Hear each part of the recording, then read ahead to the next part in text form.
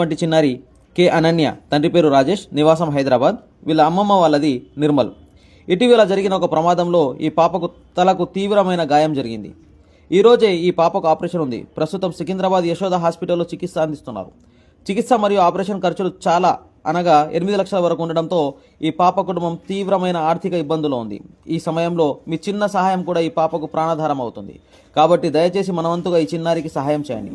మీరు చేసే ప్రతి రూపాయి ఈ పాపకు కొత్త జీవితం ఇచ్చే ఆశగా మారుతుంది. సహాయం పంపవలసిన వివరాలు: ఫోన్పే రంజిత్ కుమార్, పాప వాళ్ళ మామయ్య, 9963043857.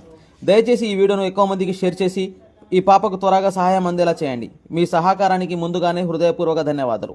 దేవుడు ఈ పాపకు త్వరగా ఆరోగ్యం ప్రసాదించాలని మనమందరం ప్రార్థిద్దాం.